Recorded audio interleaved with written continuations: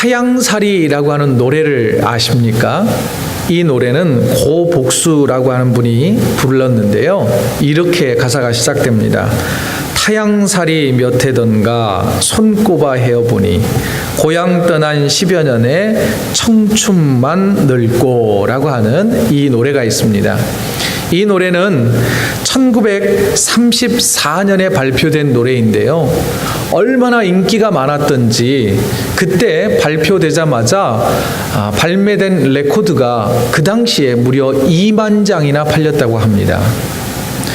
이 노래는 너무나 인기가 많아서 이 고복수 씨는 이제 일제 강점기를 거치고 있는 식민지 백성인 나라 백성들, 고국을 그리워하는 우리 동포들을 위로하기 위해서 이곳저곳을 돌아다니면서 공연을 했다고 그럽니다.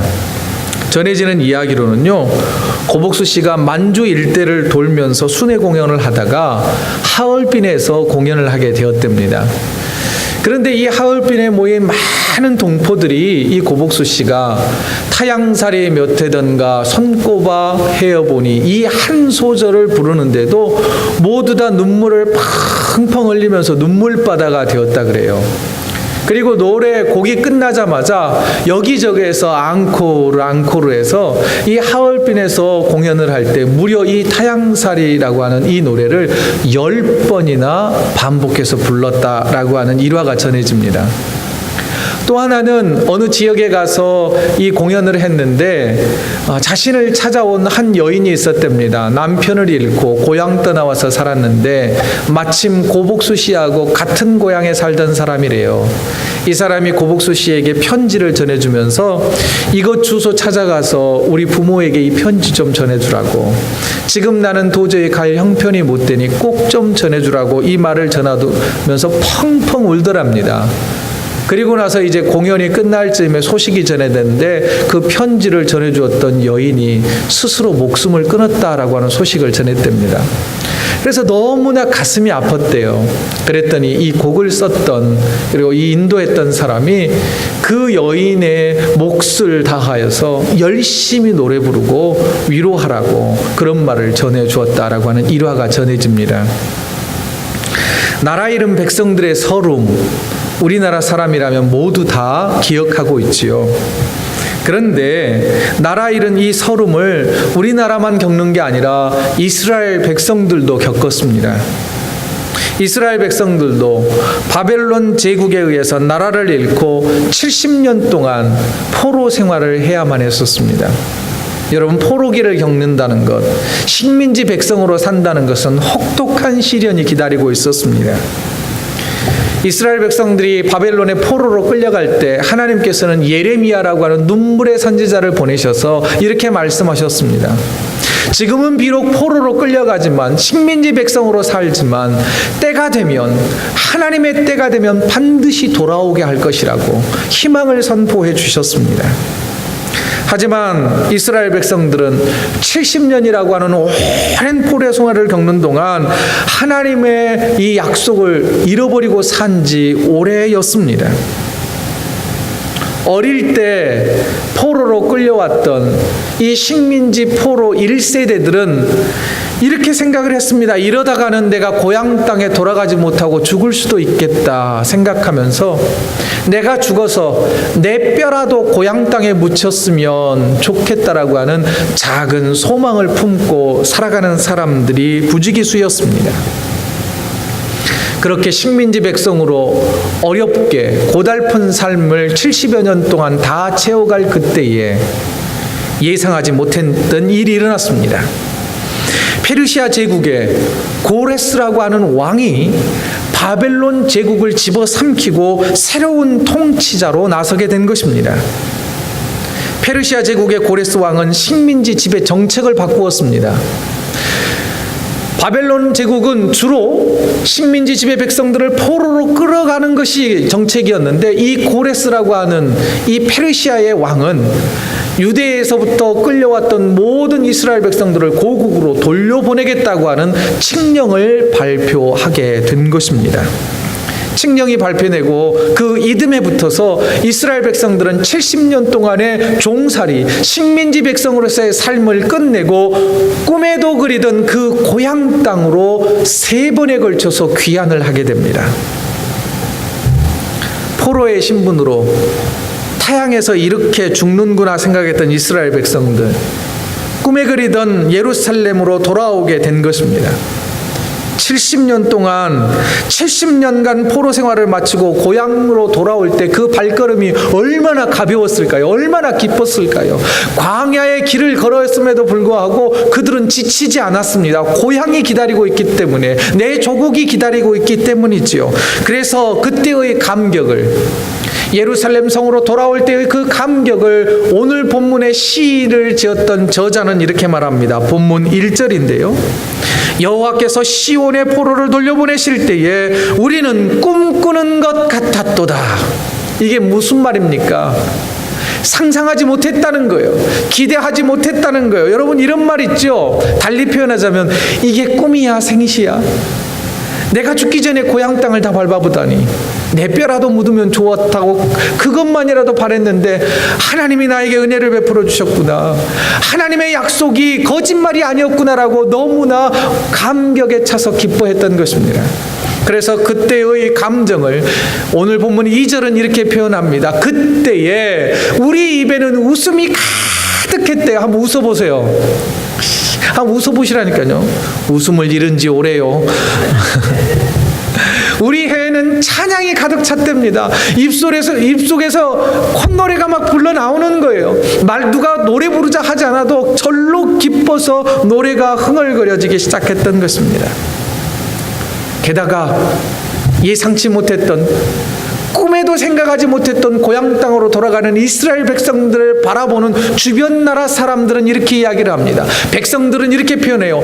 여호와께서 시온의 포로를 돌려보내셨다. 우리를 포로에서 돌려보내신 분은 하나님이시다라고 백성들은 노래를 했고, 그리고 또한 그 일을 바라보았던 문나라의 다른 이방 백성들, 다른 나라 사람들조차도 뭐라 그러냐면 여호와께서 그들을 위하여 큰 일을 행하셨다. 누가요? 여호와께서. 하나님이 은혜를 베풀어 주셔서 저 유대인들이 다시 고국으로 돌아가게 되었더라고. 그들 또한 하나님의 영광을 드러내기 시작했던 것입니다. 70년 그날 울면서 끌려왔던 그 길을 이제는 기쁨으로 돌아가고 있는 것입니다. 그러면서 또 생각하는 거예요. 하나님의 말씀이 거짓말이 아니었구나, 하나님의 약속이 지금 실현되고 있구나라고 하면서 너무 기뻐서 돌아갑니다. 걸음을 재촉합니다. 모두 다 기뻐합니다. 그러나 꿈에 그리던 예루살렘에 도착해 보니 이스라엘 백성들 앞에 펼쳐진 예루살렘의 모습은 처참했습니다. 기대와는 전혀 달랐단 말입니다. 충격적이었습니다. 지난주 우리가 보았던 것처럼 내가 산을 향하여 눈을 들리라 나의 도움이 어디서 올까 했던 그 높은 성벽들, 또한 아름드리 나무가 있었고 화려했던 그 성전은 온데간데 없이 다 사라지고, 견고했던 성벽은 모두 다 무너져 버렸고, 하나님을 예배했던 웅장하고 화려했던 예루살렘 성전은 폐허가 되어 있었습니다. 일명 쑥대밭이 되어 있었습니다. 방치가 되어 있었습니다. 생명이라고는, 희망이라고는 아무것도 바라볼 수 없는 그런 상태로 놓여 있었던 것입니다. 70년을 하루같이 기다렸는데, 한결같이 고향으로 돌아갈 것을 기대했는데, 고향에 돌아오면 이 지긋지긋한 고난이 끝날 것이라고, 지긋지긋한 서름이 끝날 것이라고 생각을 했는데, 자신들 앞에 펼쳐진 암담한 현실 앞에 이스라엘 백성들은 낙심했습니다. 실망했습니다. 좌절했습니다. 그러나 그 좌절과 절망은 얼마 가지 않았습니다. 그들은 마음을 가다듬고 본문 3절과 같이 다시 노래하기 시작합니다. 3절 우리 다 같이 읽지요. 시작. 여호와께서 우리를 위하여 큰 일을 행하셨으니 우리는 기쁘도다. 여러분, 이 기쁨이 진짜 기쁨인가요? 절망 앞에서 누가 기뻐할 수 있습니까? 그러나 이스라엘 백성들은 그러나 기뻐합니다. 그럼에도 불구하고 기뻐합니다. 나에게 아무것도 남은 것이 없어도, 내 조국 이스라엘이 멸망 가운데서 쑥대밭이 되어 있어도 다시 재건할 희망조차 사라져버린 이때에 하나님께서 허락하신 그 기쁨을 회복하기 위하여 내가 믿음으로 어떻게든 견디기 위하여 주님을 찬양하겠습니다라고 지금 이스라엘 백성들은 노래하고 있는 것입니다. 그럼에도 불구하고 기뻐하겠다라고 그들은 다시금 찬양을 하고 있다는 것이죠. 그러면서 포로에서 돌아오게 하신 것처럼 꿈도 꾸지 못했던 그 일들을 과거에 행하셨다면 지금과 같은 아무것도 없는 상황에서도 앞으로 하나님께서 다시 한번 꿈꾸게 하실 것이고, 다시 한번 웃게 하실 것이고, 다시 한번 찬양을 회복시켜 주실 것이라고 하는 믿음을 가지고 노래를 부르기 시작했던 것입니다. 저와 여러분들에게도 이러한 믿음과 고백이 있기를 소망합니다.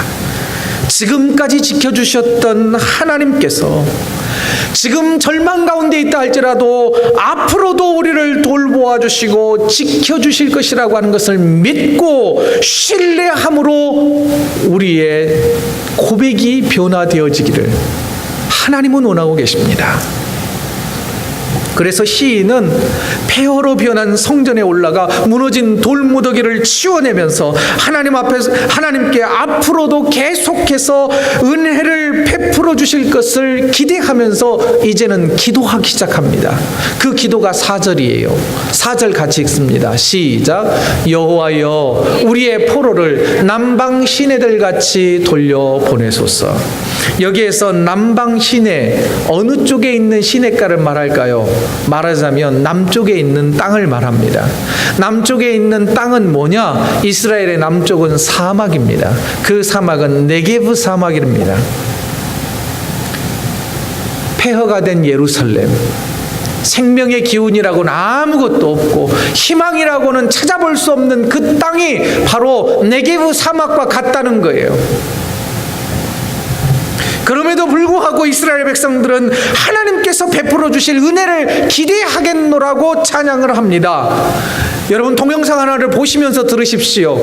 저게 바로 네게브 사막입니다. 네게브 사막에 물이 흘러넘치는 장면입니다.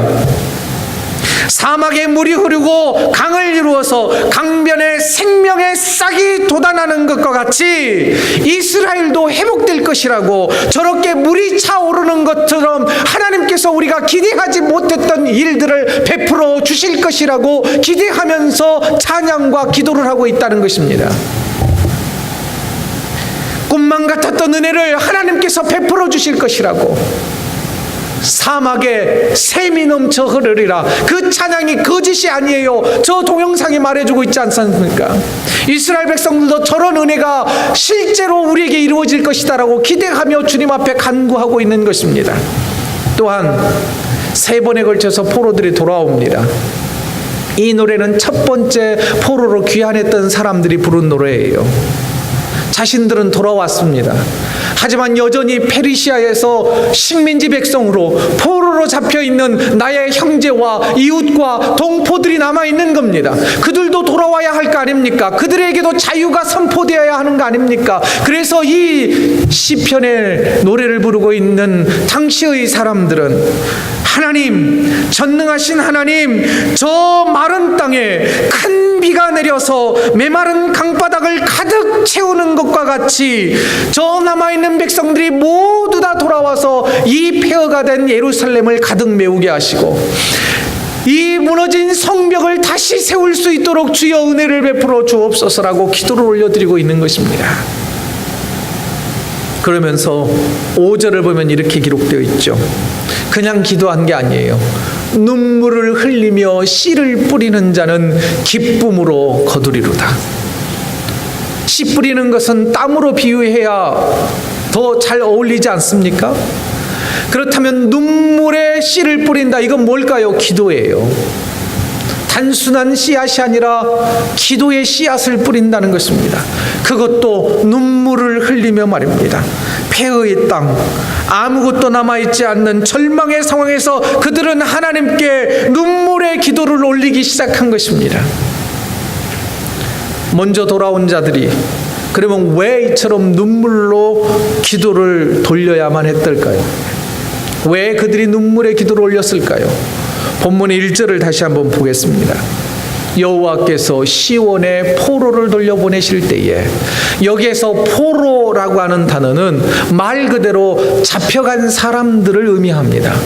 그러나 이 포로라고 하는 단어는 운명이라고 하는 단어로도 해석되어집니다.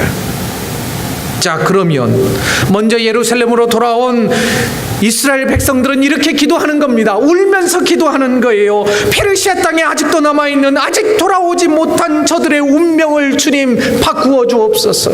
그들에게도 자유가 선포되게 하여 주옵소서. 이 말씀은 무엇입니까? 우리가 눈물로 하나님께 기도할 때 주여 나의 운명을 주님 손에 맡기겠습니다. 주님 나의 운명을 주님 손에 맡기오니 내 운명을 주님의 백성이 가는 천국길로 가게 하여 주옵소서. 더 나아가 무엇입니까? 포로 상태에 놓여 있는 백성들을 위하여 기도로 눈물로 기도했던 이스라엘 백성들, 그 백성들은요 오늘날도 죄에 묶여 살고 있는, 죄에서 자유함을 누리지 못하는 영적으로 묶여 있는 자들을 위하여 주님 그 영혼에게도 자유함이 있게 하여 주옵소서. 그 운명을 바꿔 주옵소서라고 하는 눈물의 기도가 지금 우리에게 필요하다라고 하는 것을 말해주고 있습니다. 이와 같이 오늘의 우리도 나의 운명과 누군가의 운명을 하나님께서 구원해 주시라고 눈물로 기도할 때라는 것입니다. 구세군의 창시자인 윌리엄 부스라고 하는 사람이 있습니다. 윌리엄 부스가 구세군의 생도들 몇 명을 1920년도에 LA의 빈민가로 파송을 했습니다. 그곳에 가서 복음을 전하라고. 빈민가에 가서 이 생도들은 자기들이 할 수 있는 모든 역량을 다 쏟아서 노력을 다 부어서 복음을 전파했습니다. 그러나 3년이 지나도록 단 한 명도 결신자를 찾지 못했습니다. 실망과 좌절에 빠져서 이 생도들은 윌리엄 부스에게 편지를 보냅니다. 우리는 실망했습니다. 더 이상 우리가 할 수 있는 일은 없는 것 같아 보입니다. 편지를 받아든 윌리엄 부스는 전보를, 며칠 지나서 전보를 보냅니다. 그 전보는 단 2글자였습니다. 윌리엄 부스가 그 생도들에게 보낸 2글자는 Try tears. 다 해보았다면 이제 할 것이라고는 눈물의 기도밖에 없다는 거예요. 그들의 영혼을 붙들고 눈물 흘리며 기도하라는 거예요. It's time to try tears. 지금이 바로 눈물로 기도할 때라는 겁니다. 그들의 운명을 바꿔주시라고, 그들의 영혼을 구원시켜 주시라고 눈물로 기도할 때가 지금이라는 것이지요. 이 명령은, 이 조언은 그 생도들에게만 주어지는 게 아니라 우리 자신들에게도 울려져야 할 명령인 것입니다. 사랑하는 성도 여러분, 지금 내가 할 수 있는 일이 아무것도 없습니까? 한 고비를 넘었더니 더 큰 문제가 앞을 가로막고 있습니까? 너무나 큰 고통을 만나서 소망까지 사라져버렸습니까? 그렇다면 try tears. It's time to try tears. 기도로 승부를 걸 때입니다. 눈물의 기도가 지금 필요한 때입니다. 기도의 씨앗을 뿌려야 할 때가 바로 지금이라고 하는 것입니다. 눈물의 기도를 올려드리며 하나님께 회복시켜 주시라고, 다시 한번 절망 가운데 있었던 이스라엘 백성들에게 꿈만 같았던 그런 은혜를 나에게도 부어주시라고 기도할 때라는 것이죠. 나의 운명, 나의 영혼을 지켜주시라고, 한 걸음 더 나아가서 우리의 자녀들의 운명과 영혼을 주님께서 지켜주시라고, 우리의 자녀들에게 진정한 자유가 선포되게 해주시라고 기도할 때라는 것입니다. 우리가 눈물 뿌리며 기도할 때에 기억할 것이 있습니다. 눈물의 기도는 한 번으로 족하지 않는다는 것입니다. 6절을 다시 보시죠. 6절은 이렇게 기록됩니다. 울며 씨를 뿌리러 나가는 자는. 이 문장을 여러 다양한 해석들로 해석을 해놓았는데 참 의미가 있습니다. 여러분, 울며 씨를 뿌리러 나간다, 이 표현을 몇 가지 해석을 소개해 보겠습니다. 이런 거예요. 울면서 종자씨가 담겨져 있는 씨앗 자루를 짊어지고 울면서 나간다는 거예요. 이 말은 뭘까요? 그만큼 고되다는 거예요. 눈물의 씨앗을 뿌리는 것이 쉽지 않다는 거예요. 그렇지만, 울지만, 고되지만, 포기하고 싶지만 씨앗 자루를 들고 나가는 그 농부와 같이 기도하는 것이 어렵지만, 너무나 절망스럽지만, 포기해버리고 싶지만, 그래도 또다시 기도의 씨앗, 눈물의 기도의 씨앗을 뿌려야 한다는 것입니다. 또한 이 문장의 또 다른 해석은 이것입니다. 오직 하나님께 희망을 걸고 아낌없이 씨앗을 뿌리자는 거예요. 남겨두면 뭐 합니까? 종자씨 남겨두면 그 다음 해에 쓸 수 있을 것 같습니까? 못 쓴다는 거예요. 하나님을 믿고 모두 다 뿌려버리자는 거예요. 그리고 또 하나, 저 문장 가운데 두 번째의 문장 줄 바꿨을 때 뭐가 있습니까? 노란색 글씨를 다 읽어봅니다. 시작. 반드시라는 겁니다. 반드시 기쁨으로 그 곡식단을 가지고 돌아오리로다. 내가 눈물의 씨앗을 뿌리면, 기도의 씨앗을 뿌리면, 내가 하나님을 찾으며 눈물의 기도를 올려드리면 하나님께서 반드시 기쁨으로 그 곡식단을 가지고 돌아오리로다. 믿음을 가지고 기도하자는 거예요. 눈물의 기도는 믿음을 가지고서는, 믿음을 갖지 않고서는 절대 뿌릴 수 없는 씨앗이 바로 눈물의 기도의 씨앗인 것입니다. 저와 여러분들 앞에 놓인 고통의 문제와 아픔의 문제를 위해 울면서 계속해서 씨를 뿌리는 농부와 같이 기도해야 한다고 하는 것을 우리에게 말씀해 주고 있습니다. 한 걸음 더 나아가서 여러분 성경을 보시면 계속해서 성전에 올라가는 노래라고 하는 표제가 붙어 있는 시편을 7월 달 동안 계속 묵상할 것입니다. 성전에 올라가는 노래. 이건 예배드리러 성전에 올라가면서 함께 올라가는 성도들이 함께 불렀던 노래라고 하는 것입니다. 그렇다면 여러분, 눈물의 씨앗은 혼자 뿌리는 것이 아니라는 거예요. 고통당하고 좌절 가운데 있고 슬픔당한 성도들과 함께 성전을 향하여서 어렵지만 한 발자국 한 발자국 내디뎌 가면서 함께 눈물 뿌려 기도하는 공동체가 우리 교회가 되자는 것입니다. 그리고 기도할 때에 여러분 기억하십시오. 눈물 뿌려 기도하는 자에게는 하나님께서 기쁨으로 곡식단을 거두게 하시는 은혜가 있다라고 하는 것입니다. 사랑하는 성도 여러분, 눈물을 흘리며 기도의 씨앗을 뿌리는 저와 여러분들에게 하나님의 은혜와 회복하심이 함께하는 한 주간 되시기를 주의 이름으로 축원드립니다.